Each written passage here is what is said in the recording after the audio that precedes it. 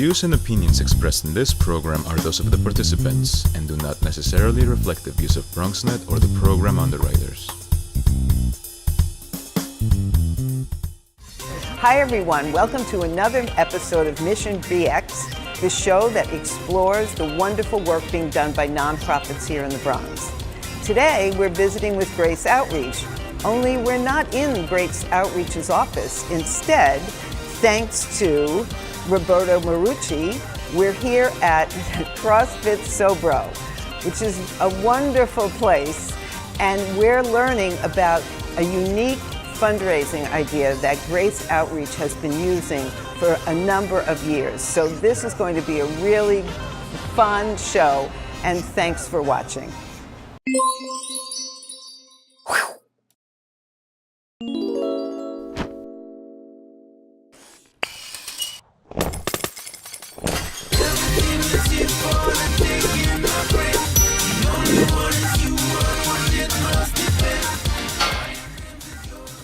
Start. Press. Rack. Good. So, Danae, can you tell us about Grace Outreach, and thank you for getting us involved in all of this. This has been a great morning. Of course, thank you. Grace Outreach is a women's nonprofit in the South Bronx, and we work with women to get their high school equivalency degrees, go to college, and get jobs. So our goal is to put women in the borough and around New York on the path to a financially sustainable future in New York. So that seems pretty clear, but now we're in this gym. Right. And how does that, and in this box, because that's what you call it if it's CrossFit, I just learned that. That's right. So how does that match? Well, it's the bringing together of a few different worlds of my own. I've been a CrossFitter and a weightlifter for years, about 6 years now. And in Brooklyn, I work out at CrossFit South Brooklyn, and Margie Lempert was a friend. So about 3.5 years ago, she told me that the women's weightlifting event that she had been putting on for years in different forms throughout the years, she wanted to add a fundraising component to the event.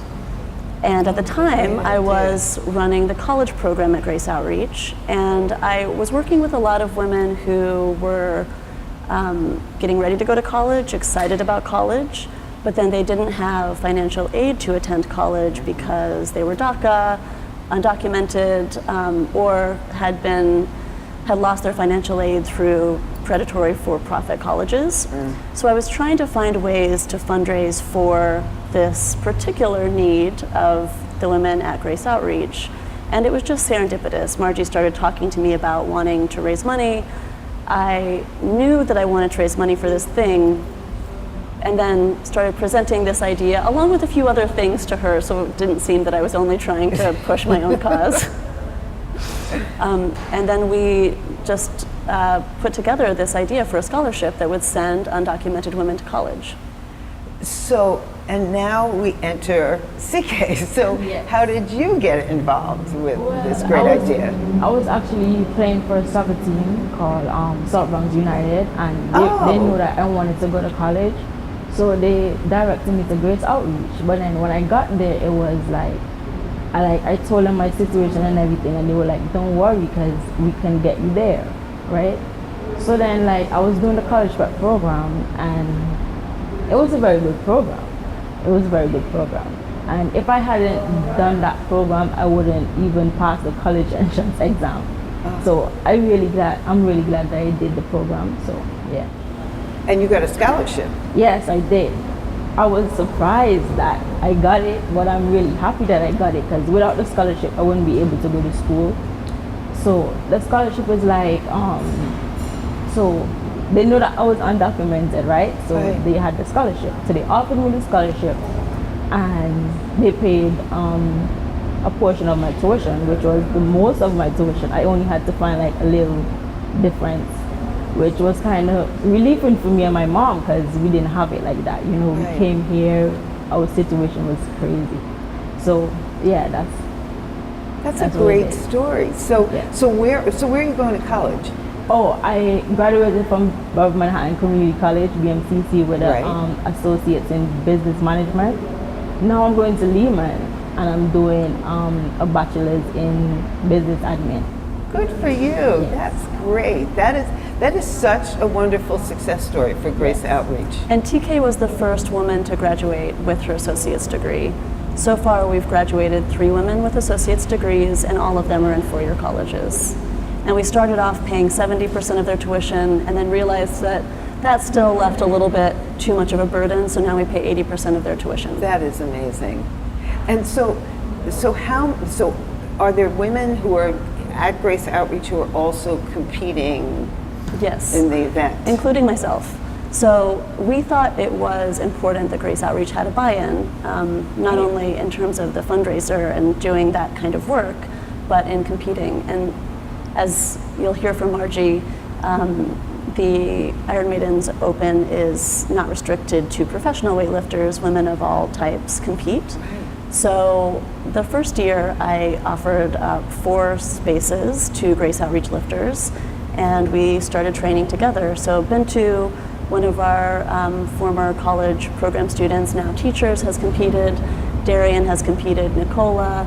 Now I'm training with Steph and our science teacher, Peggy. And it's ended up being just also a really good team building exercise. So we meet on Saturdays or Sundays as a staff and group of students. We lift and we get to know each other in this kind of strength way.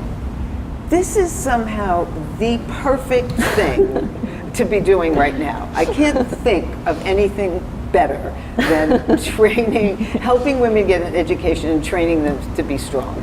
Well, that is the overlap that we thought made the most sense for the Iron Maidens Open. When Margie and I talked about the scholarship, we saw a lot of connecting links between the fact that the women who compete in the competition are training their strength, but there's also a very similar undercurrent of strength to women who are just trying to make their way to college and to try to afford to pay for it.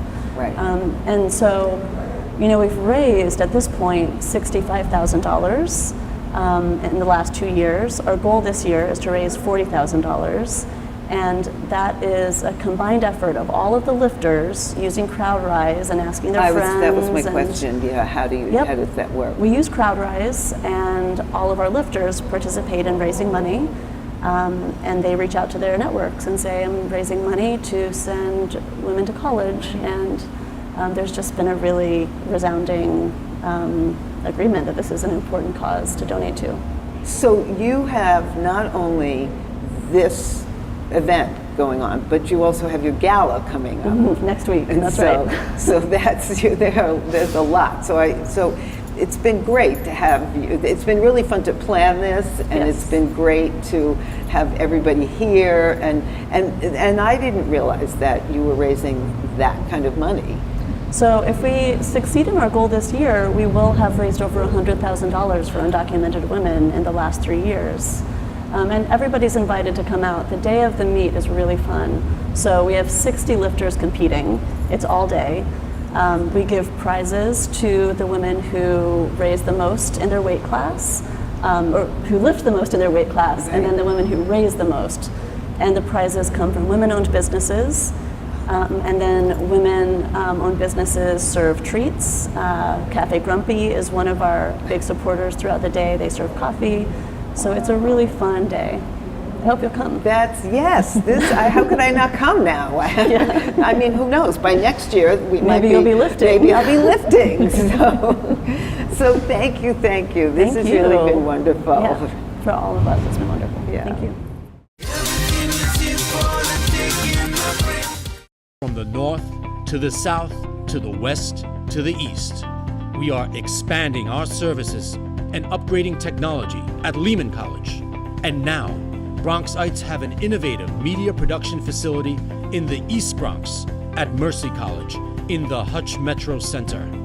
The windows on the East Bronx studio, a state-of-the-art control room, media labs for production and training, and other media-capable spaces. Training, workforce development, leading-edge technology, and programs that help you share your ideas, your voice, on your channels, locally and globally. Build media and technology skills at BronxNet and build your dreams.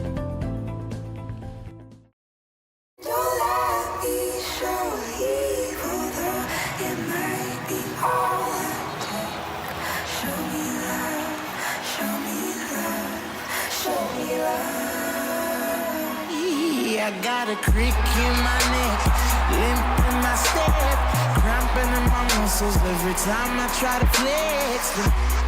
But I'm scared of very sad no more love. All that I can do was remember you. You know I usually say no, but if you throw me love, I'll throw you some more.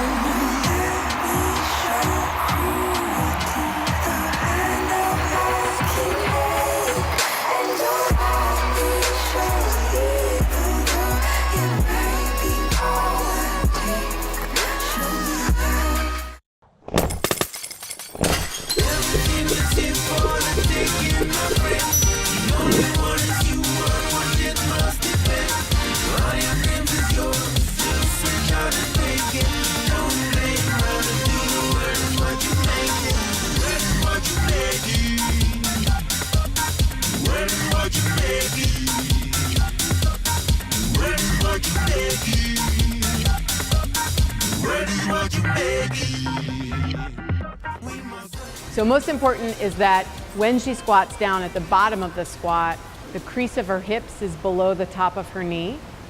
That's kind of the most important aspect of performing the squat in a competition setting. And then other than that, she has these commands that she's following from the judges, which I think we filmed earlier.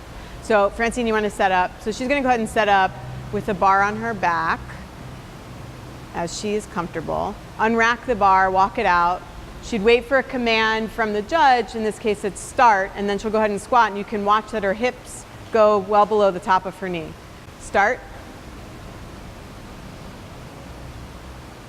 Good. And then she'll wait for a rack command, rack, to bring the bar back in.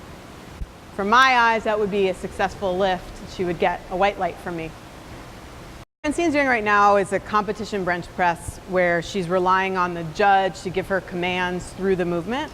So on her own time, she's going to unrack the bar, and she's going to wait for me to give a start command. Once I give her the start command, she's going to bring the bar to her chest. Right now in this position, I'm making sure that her shoulders, her butt, and her feet are connected to the bench and the floor. All right, Francine, start. Press. Rack. So she has to wait for the judge, the head judge in a competition, to give all of those commands in order to perform the lift, which makes it a slightly more difficult lift than if you were just training a bench press in the gym.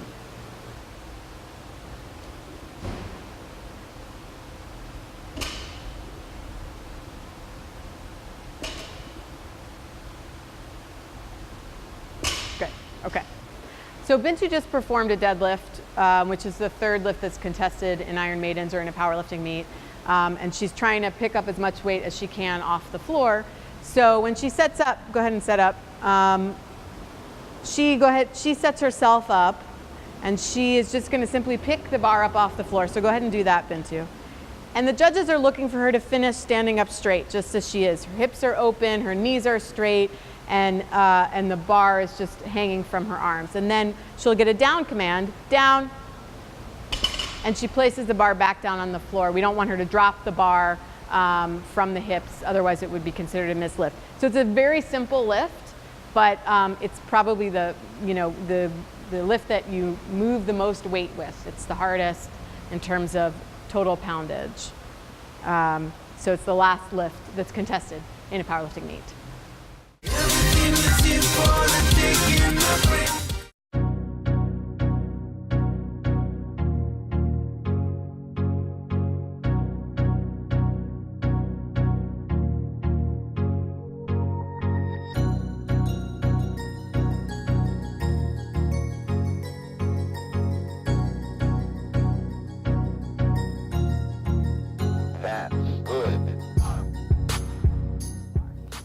Well, I got this as a paid internship. Spending my time here, I really enjoyed the people that work here. I enjoy what goes on behind the scenes.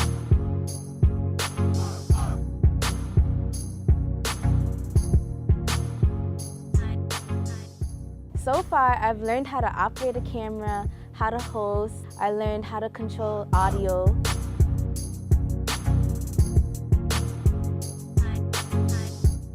My first time hosting was really nerve-wracking, but I really enjoyed it because it was a new experience.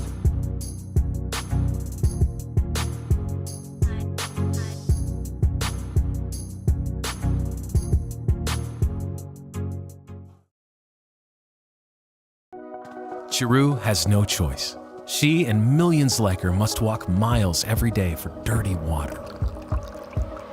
But together, we can end their walk by providing clean water close by. Instead of spending hours walking to get water that makes them sick, girls can be in a classroom that expands their minds, and moms will gain back time to care for their families. Sons and daughters can grow up strong, finally free of sicknesses caused by dirty water. At World Vision, care about clean water runs deep. Deep enough to reach one new person with clean water every 10 seconds. Because every child, every person, everywhere deserves clean water and the chance to rise to their full potential. It's true. When you just add water, you change a life. Learn more at worldvision.org.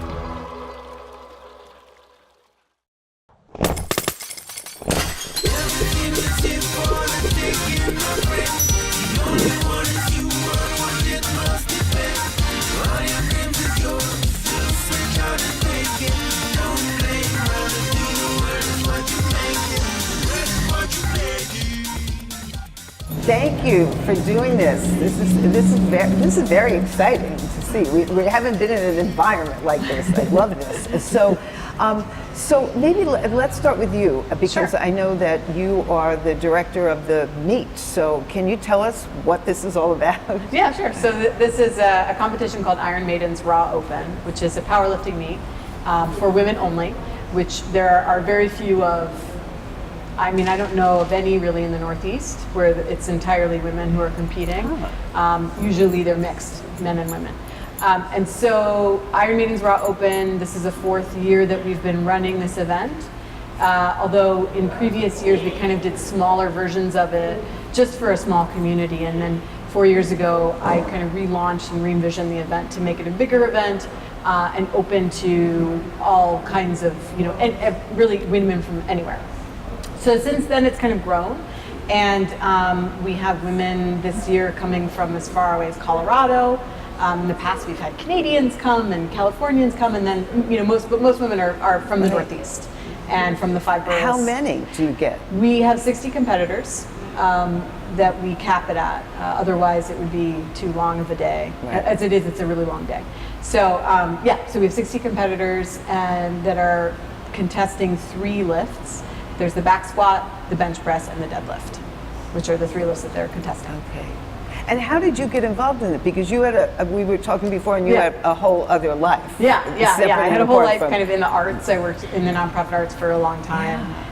And then I came to lifting through CrossFit. I kind of got involved with CrossFit about 10, 12 years ago, and then gradually kind of gravitated towards barbell training and powerlifting specifically, and started training that myself and training others. And through training the barbell for myself and kind of it bringing a sort of big identity shift for me in terms of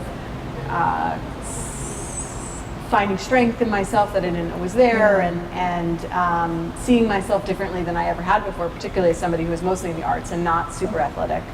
And it really shifted my sense of self. And so I started working more and more with other women because I felt like it was a particularly powerful tool for women who aren't normally exposed to barbell training. Like most men at some point, bench press or something like that. Right.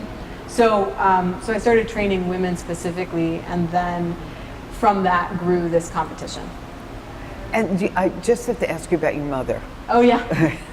Yeah, my mom has participated. My new role model, yeah, right. who I don't know. My mom has started participating in Iron Maidens. She's 72, and she had never lifted before. I mean, she's an active person, but she had never used barbells before. And this is the 3rd year that she's doing Iron Maidens, and she kind of decided to do it, as much to just be a part of something that her daughter is doing, which is great. But over the course of training for it, has really improved like her range of motion. Her, she can move in ways that she couldn't before, and it's really, I think, help to strengthen her, obviously, mostly for everyday activities like getting up out of a chair. She's able to do all of that much more easily, which as a 72-year-old becomes increasingly important. Yeah. And she's a lot of fun doing it. She gets very nervous, but she has a lot of fun doing it. But it feels like a real community. I mean, Yeah. that's why it's also great to talk to the 3 of you. And you came all the way from Brooklyn here. So you use a gym in Brooklyn, but you're from the Bronx? So I grew up in the Bronx. I am a Brooklynite now, but you never forget your roots. Right. I am a member of CrossFit South Brooklyn, which is where the meet is held and kind of where we all sort of came up together lifting. And so this will be my first year participating in the Open. Oh, so you haven't competed before? No.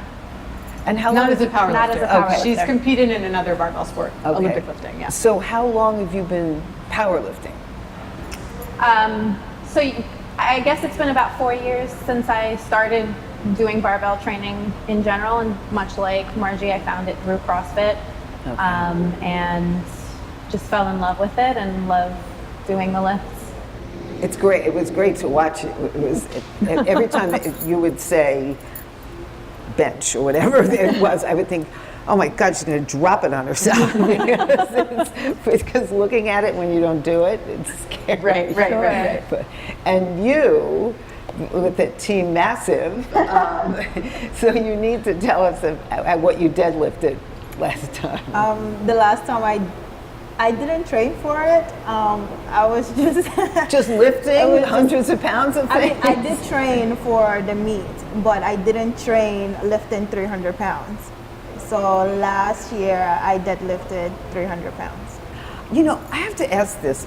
So I'm looking at you, and all of you, and I'm thinking, does that hurt when you do it, or it seems so seamless? So do you think on my back? Ideally, it shouldn't hurt. No, if it hurts, there's a problem. Okay, so you just decided that you were going to up your weight in the middle of the meet? No, because Danae is my coach. So I was doing it, and she's like, I think you can deadlift 300 pounds. And I was like, I don't think I can do it. She said, yes, I think you can. And when I went out there, it's a different feeling. You have this adrenaline, and you have everybody else hyping you up, and you have everybody cheering you on. So when you go up there, you have additional power in addition to what you have. Right. So when there, did my lift, put it down, it seems lighter than I thought. So if I could just add, so all of the women who are competing, they have 3 chances to lift the most weight that they can in each of the lifts. Okay. So for the squat, they each have 3 attempts to just do 1 repetition of the most weight that they can squat, the most weight they can bench press, and the most weight that they can deadlift. So you have 3 chances to basically increase the weight and try to get, hit a goal. Right. And sometimes you surprise yourself. Yes. And you do a lot more than you expect. That's so exciting. So you have a big relationship with Grace Outreach too. Yes. Can you talk about that? I started Grace Outreach through the college prep program. At that time, college was, it was hard getting into college because of financial aid. So I started Grace Outreach, the college prep program, where I had a stipend to start my college process. And that's what I thought was going to happen. But at the end of my term there, I was offered a job that I couldn't resist taking. And participated in Iron Maidens, also helped my sister in terms of scholarship. Right now, Grace Outreach, through the scholarship, is paying 80% of her tuition to go to college, and is for undocumented students.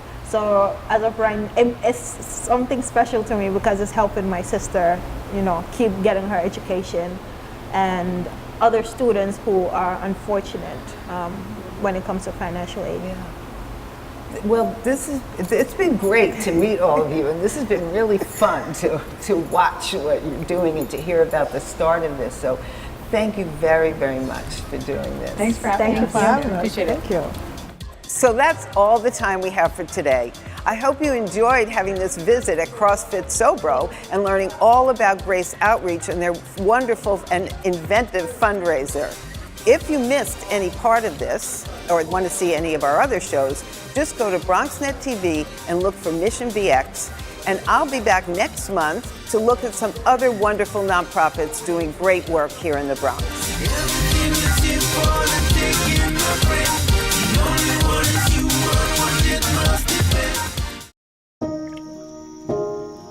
This is the story of a boy who didn't talk for a long time. The boy liked things to always be the same. Any changes would scare and upset him. The unknown was an unfriendly place. The boy was very sensitive to lights and sounds. So he built secret hiding places where they couldn't get in. The boy didn't like looking people in the eye. He wasn't trying to be mean, it just made him feel uncomfortable. Sometimes he would flap his arms again and again. One day, I found out I have something called autism. My family got me help. Slowly, I found my voice and learned all the ways I could live with it better.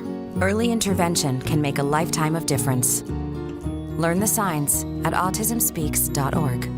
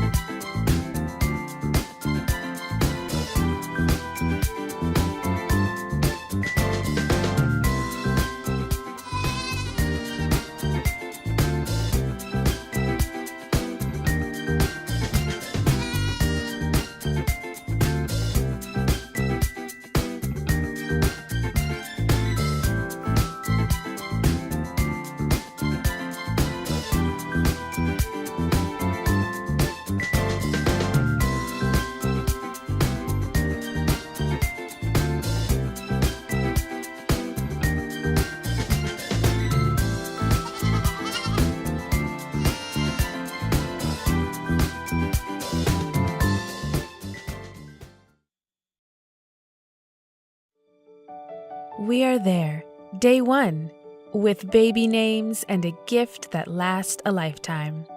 We are there as you grow, protecting you and those you love.